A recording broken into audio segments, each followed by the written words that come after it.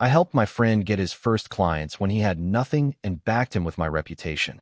Months later, I stood in a room and realized he was telling a very different story. The first time I heard Marcus say he built everything on his own, something in me just went still. Not angry. Not yet. Just still. Like my mind needed a second to catch up with what I had just heard. Because if I reacted too fast, I might have said something I couldn't take back. But that came later. Back then, Marcus wasn't successful. Not even close. He was sitting across from me in this quiet diner outside Columbus, staring at a cup of coffee like it might give him answers. He had just quit his job, not in some bold, confident way, but more like he ran out of patience and took a risk he wasn't ready for. He had skills, no doubt. Branding, websites, design. He could make things look sharp, but that didn't mean anything without clients. And he had none. I remember him saying he just needed one real shot. One person to take him seriously. And I believed him. We'd known each other since community college. I had seen him struggle, seen him rebuild after messing things up, seen him teach himself everything from scratch. He wasn't lazy. He just didn't have momentum. At that time, I had something he didn't: connections. Nothing fancy, but solid. Contractors, small business owners, people who trusted me because I showed up and did things right. That kind of trust takes years to build. And I put it on the line for him. I didn't just give him names. I made calls. I reached out to Pete, who ran a roofing company with a terrible website. I called Nina, who had just expanded her bakery and needed real branding. I even convinced a stubborn repair shop owner to at least hear Marcus out. Every time, I said the same thing. I trust this guy. That meant something. It wasn't just a recommendation. It was me attaching my name to his work. The first client signed, and Marcus called me like he had just won something big. He kept saying he owed me, said he wouldn't forget it. And for a while, it felt real. Then one client turned into two. Two turned into more. People started talking, passing his name around. Things were finally moving for him. And that's when something shifted, small at first, almost unnoticeable, but enough to make me pause. At first, the changes were small enough that I almost talked myself out of noticing them.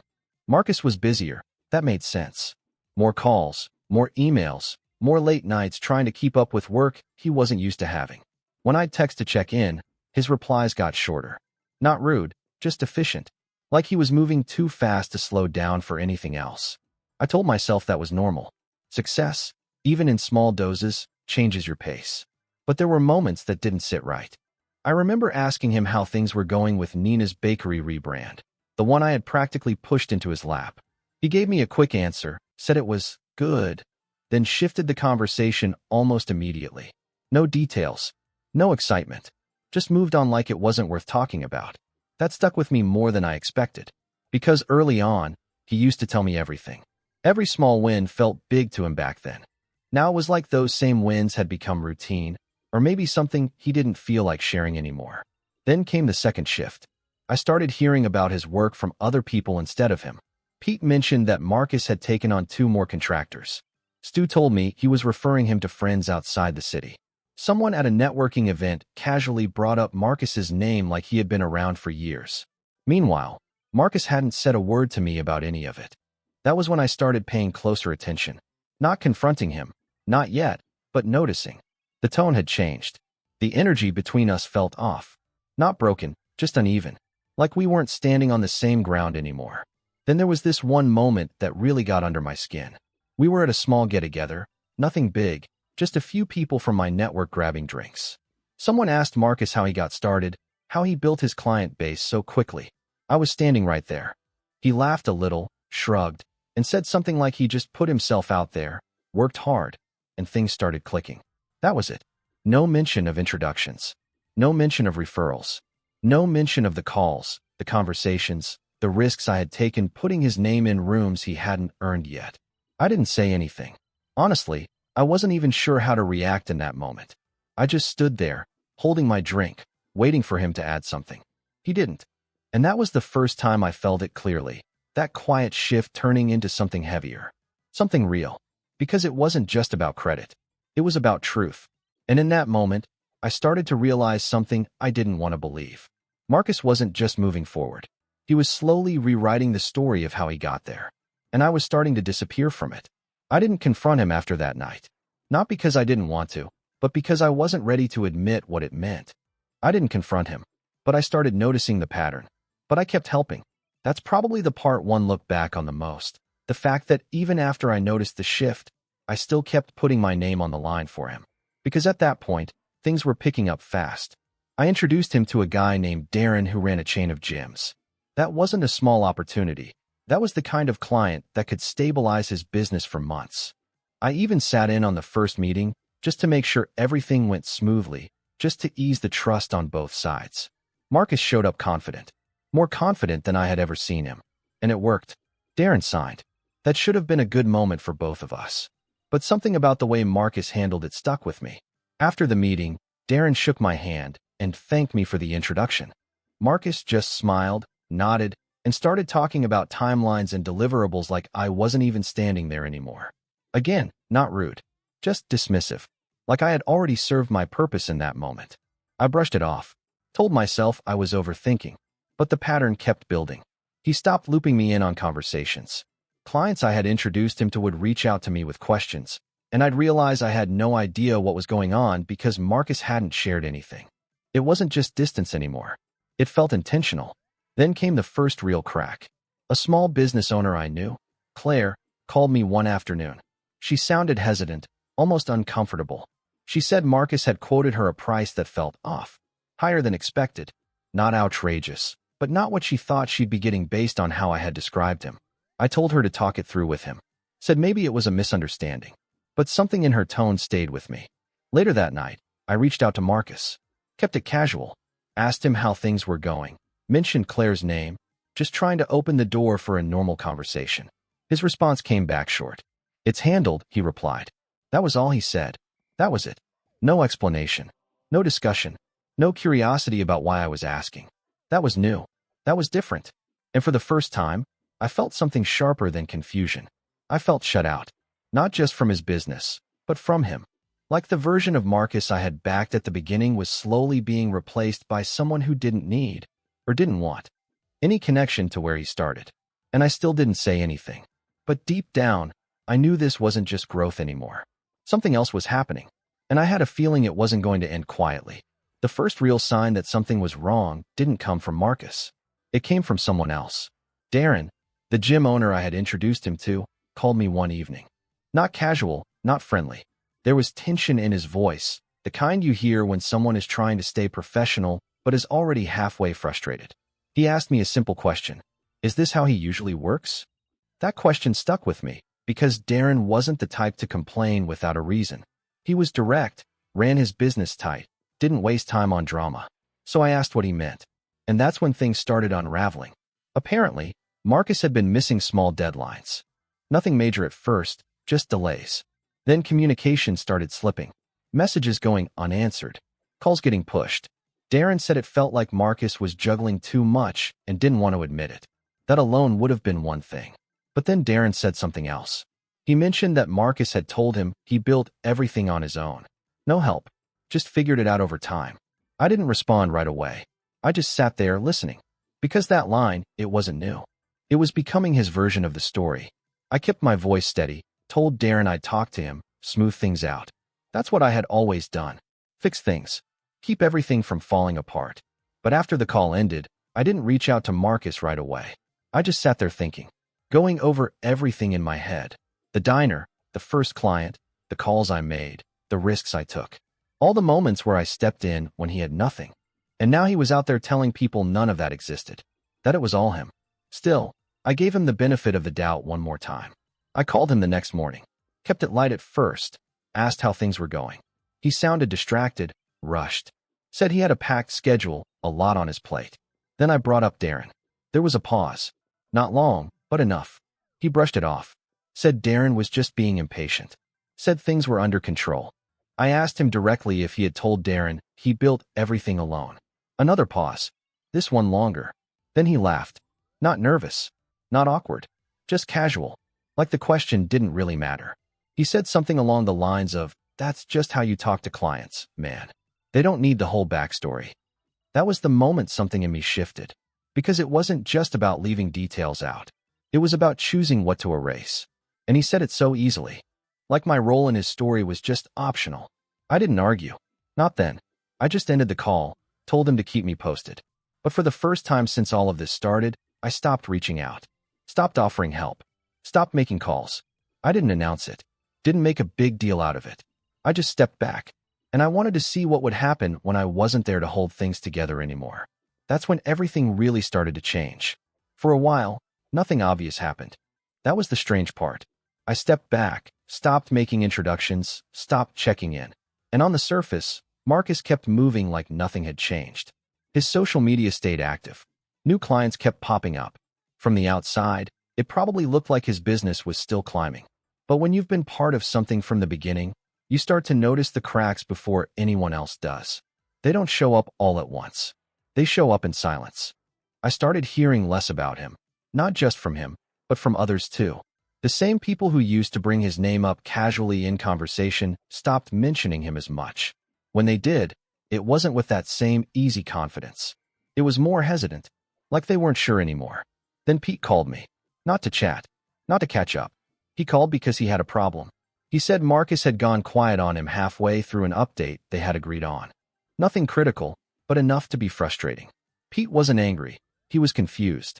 He kept asking me if Marcus was okay, like something might have happened. That question hit me harder than I expected, because I realized Pete wasn't calling Marcus. He was calling me, out of habit, out of trust. And that's when it really clicked. Marcus had built something, yeah, but the foundation wasn't his. Not entirely. It was made up of relationships he didn't fully understand, connections he hadn't built himself. And now that I wasn't reinforcing those connections, things were starting to shift. Still, I stayed out of it. I didn't fix it, didn't step in. For the first time, I let things play out without interfering. And then came the twist I didn't see coming. A mutual contact, someone I had introduced to Marcus months back, invited both of us to a small networking event. Nothing big, just a mix of local business owners and service providers. I almost didn't go, but something told me I should.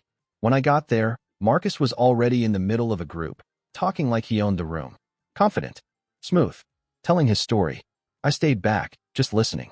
And then I heard it again. That same line. He talked about how he started with nothing, how he built everything through hustle, long nights, figuring it out on his own. No mentions, no context, no acknowledgement of the people who had opened doors for him. But this time, it didn't land the same way. Because someone in that group, an older guy who had been around a while, asked him a simple question. Who gave you your first shot? Marcus hesitated, just for a second. And then he said, honestly, nobody. I just kept pushing until people noticed. That moment felt heavier than anything before it. Because now it wasn't just omission. It was a choice. A deliberate one. And I realized something right then, standing there on the edge of that conversation. He wasn't just forgetting where he started. He was rewriting it in real time. And for the first time, I wasn't just hurt. I was done watching quietly. Because what Marcus didn't realize yet was that some of the people in that room, they knew me first. And they were starting to connect the dots. I didn't confront him that night. I probably should have. Instead, I stayed quiet again. But this time it wasn't hesitation. It was calculation. Because something had changed. Not just in him, but in how people around him were starting to react. That question, who gave you your first shot? It lingered in the room longer than Marcus probably realized. People didn't call him out directly, but I saw the looks. The quick glances between a couple of guys who knew me. The subtle shift in posture, like something didn't fully add up. Marcus kept talking, though, smiling, explaining his process, handing out business cards like nothing had happened. And I just watched. For the first time, I wasn't trying to protect him. I was paying attention to what happened when I didn't. Over the next couple of weeks, things started coming back to me in pieces. Not complaints exactly, more like questions. Nina reached out, casually at first. She mentioned delays on a follow-up project. Said Marcus had been harder to get a hold of. Not unprofessional, just inconsistent. That word came up more than once. Inconsistent. Then Stu, who used to swear by Marcus, made an offhand comment when I ran into him. Something about how Marcus had gotten a little too busy for his own good. That one stuck. Because I knew what that really meant. It meant Marcus had outgrown his structure, but not his capacity. And without someone grounding him, without someone filtering opportunities and managing expectations, he was starting to stretch too thin. Still, I stayed out of it. No calls. No stepping in. And then came the part one didn't expect. Darren called me again, but this time his tone was different. Not frustrated. Done. He told me he was pulling back from Marcus completely. Said the work wasn't lining up with what had been promised. Timelines kept slipping, and communication had dropped off to the point where it was affecting his own business. Then he said something that hit harder than anything else so far. I trusted him because you vouched for him. That line sat heavy, because that was the part Marcus never seemed to understand. This wasn't just about referrals. It was about borrowed trust. And when that trust started breaking, it didn't just fall on him. It came back to me. I apologized. Told Darren I understood. Told him I'd make it right on my end if needed. But after that call, I didn't reach out to Marcus. Not yet. Because at that point, it wasn't just about being left out of the story anymore. It was about watching that story start to collapse under its own version of the truth. And then the final piece fell into place. A mutual contact sent me a screenshot. Marcus had posted online. A long post. One of those reflective, journey kind of things. Talking about how he started from nothing. How nobody believed in him. How he had to build everything on his own, step by step, without help. Hundreds of likes. Comments praising his grind. People calling him an inspiration. I read it twice. Then a third time. And that quiet feeling from the very beginning came back. But this time, it wasn't confusion. It was clarity. Because now it wasn't just conversations in rooms. It was public, permanent, and completely rewritten. That was the moment I realized something simple. If I stayed quiet now, then his version would become the only version. And I wasn't willing to disappear like that. I didn't respond to the post right away. That probably surprised people who knew me. I'm not the type to jump into public arguments or start calling someone out online. That's never been my style. I've always believed that if something needs to be said, you say it directly. But this wasn't just something. This was everything. I read through the comments again. People praising him, calling him self-made, saying things like, proof that hard work is all you need. And the worst part wasn't even what Marcus wrote. It was how easily people believed it. Because why wouldn't they? That was the version he gave them. Clean, simple, heroic, and completely missing the parts where someone else held the door open. I put my phone down and just sat there for a while, thinking about how it got to this point. Not just the post, but all of it. The diner, the first calls, the trust one handed him piece by piece without ever thinking I'd need to protect it later. Then my phone buzzed again. Different message this time. It was from Pete. Short, direct. Did you see his post? I didn't reply right away. Another message came in, this time from Nina. Something feels off about what he wrote. That was when I realized something important. It wasn't just me anymore. People were starting to notice. Not loudly, not publicly, but quietly, in the same way I had at the beginning. Those small moments that don't feel big enough on their own, but start adding up. And once they add up, you can't unsee them. That's when I made the decision. Not to argue online. Not to comment under his post like some random outsider trying to discredit him. No. If I was going to say something, it was going to be where it mattered. In front of the same people he had been telling that story to. I reached out to the guy who hosted those networking events. The same ones where Marcus liked to talk about his journey. Told him I'd be there for the next one. Asked if there would be time for open discussion, maybe a chance for people to share experiences. He said yes. That was enough. I didn't tell Marcus. Didn't warn him. Because at that point, I wasn't interested in giving him a chance to adjust the story again. I wanted to hear it one more time. Straight from him. In a room where I knew exactly who was listening. The night of the event, I got there early. Same kind of crowd. Familiar faces. People who trusted me. People I had worked with for years. People who, whether they realized it or not, had been part of Marcus's rise too. And when Marcus walked in, he looked confident. Relaxed. Like everything was still going his way. He nodded at me when he saw me. Nothing more. No real conversation. Just that quick acknowledgement like we were acquaintances now instead of something more. That told me everything I needed to know. Because there was no hesitation in him anymore. No awareness. He really believed his version of the story. And I stood there, watching him settle into the room, knowing one thing for sure. By the end of that night, that story wasn't going to stay untouched anymore. The room filled up fast that night. Same energy as always. Low conversations, handshakes, people sizing each other up without making it obvious. I stood near the back at first, just watching, letting everything settle. Marcus didn't waste time. He moved through the room like he belonged there. Confident, relaxed, shaking hands, smiling like nothing had ever been off. And maybe in his mind, nothing had. Because when you repeat something enough, even to yourself, it starts to feel true. About halfway through the night, the host called for a group discussion. Nothing formal, just people sharing experiences, what worked, what didn't, lessons learned along the way. Marcus spoke early. Of course he did. He stepped forward, casual like always, and started talking about growth, about risk, about betting on yourself when nobody else will. And then he said it again. That same line. Started from nothing. Built everything alone. No help. Just effort and persistence. This time, I didn't wait. I stepped forward before the room could move on. Didn't raise my voice. Didn't make a scene. I just spoke. I said his name, steady, clear enough that the room shifted its attention without hesitation. He turned toward me, a little surprised, but not concerned. Not yet. I asked him one question. Simple. Do you really believe that? You could feel the room tighten. Not loud. Not dramatic. Just that quiet tension when people realize something real is about to happen.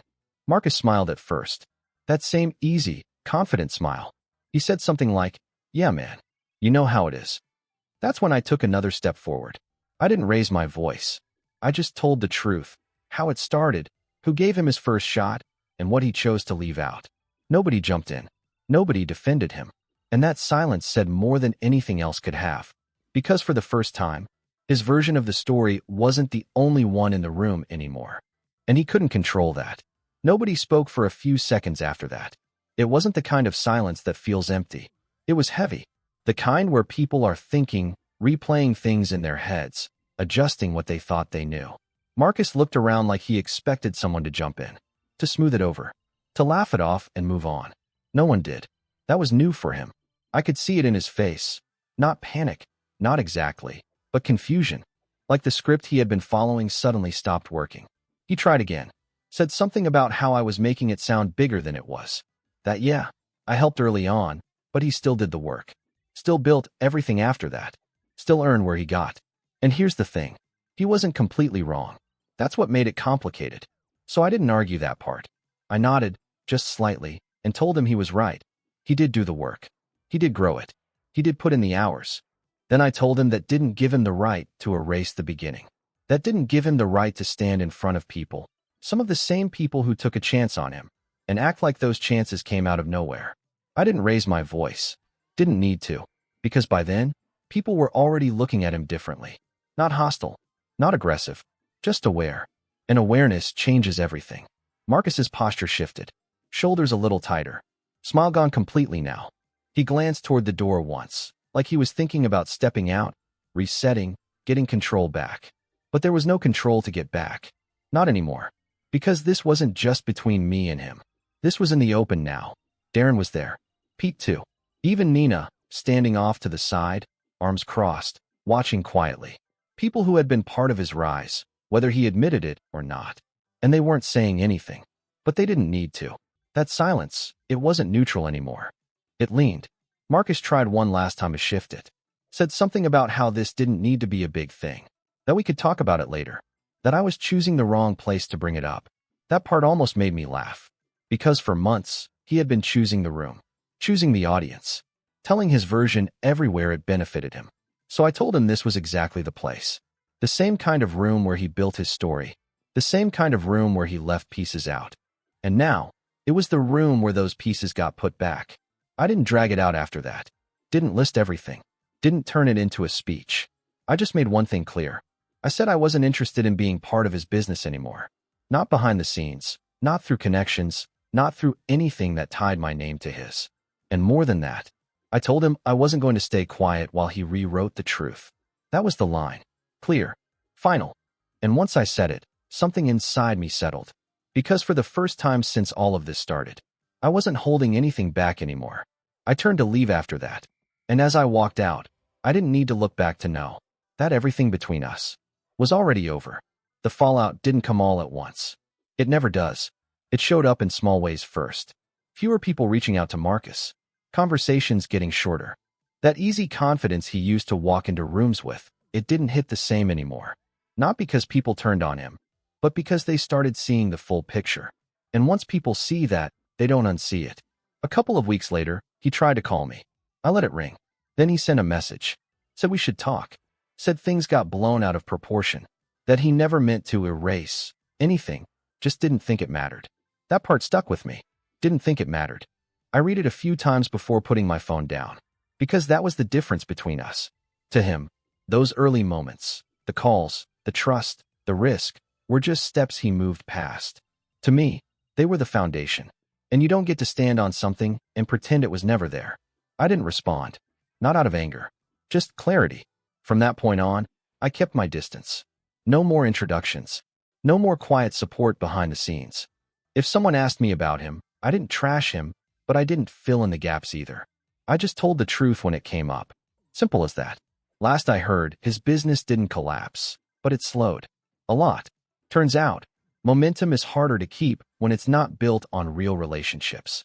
As for me, I kept doing what I always did, building things the slow way, the honest way.